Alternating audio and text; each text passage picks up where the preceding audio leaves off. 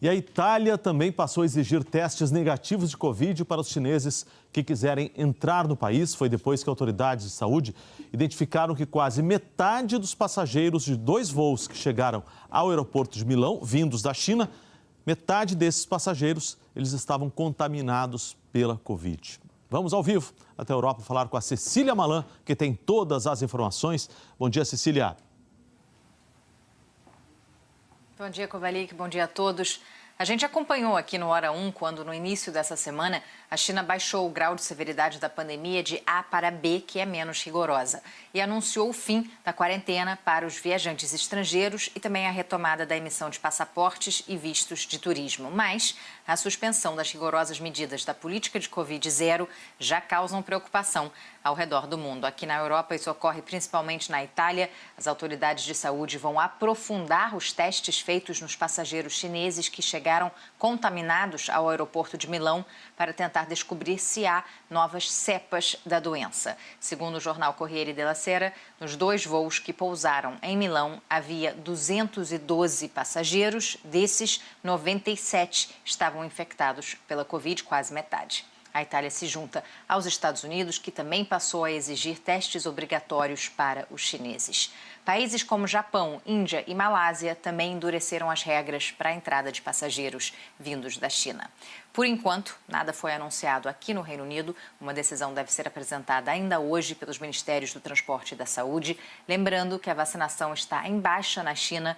Menos de 60% da população tomou a primeira dose de reforço. Os detalhes a gente confere na reportagem de Rodrigo Carvalho. Os Estados Unidos alegam falta de transparência nas informações.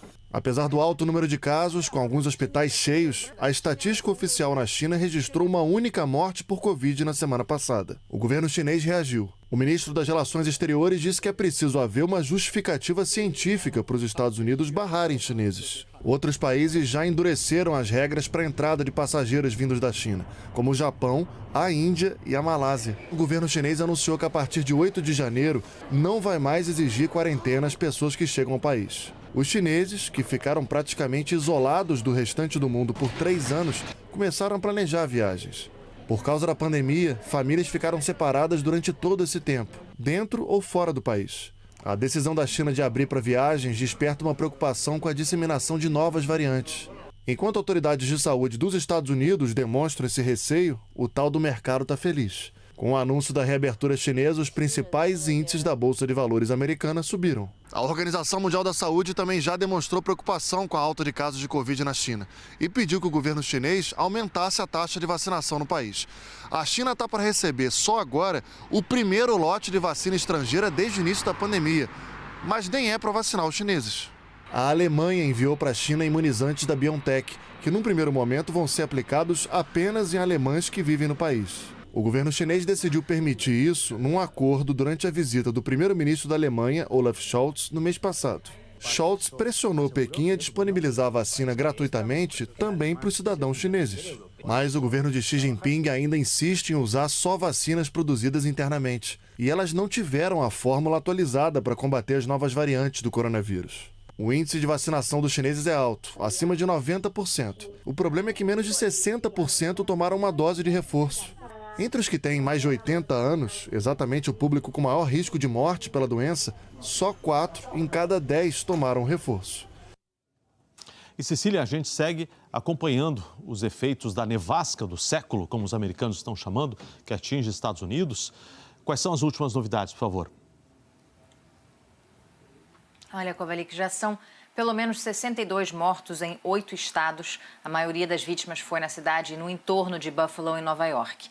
Imagens impressionantes mostram uma verdadeira cidade fantasma. São casas cobertas de gelo, completamente congeladas. Esse vídeo de drone foi feito na Praia Cristal, quase na divisa entre Estados Unidos e Canadá. Parece até cenário de filme, né? Depois de quase uma semana de um frio congelante, as temperaturas começaram a subir. Só para a gente ter uma ideia, em Buffalo, onde as temperaturas chegaram a 56 graus negativos na pior fase da nevasca, os termômetros agora marcam 6 graus Celsius. Até o fim da semana, devem subir mais e bater os 10 graus. Com as temperaturas subindo e a neve começando a derreter, o país se prepara para a possibilidade de inundações. Segundo os meteorologistas, uma onda de chuva forte é esperada agora no oeste e no sul dos Estados Unidos a partir de hoje e pode continuar até o fim de semana. Kovalik. Obrigado pelas informações. Até mais.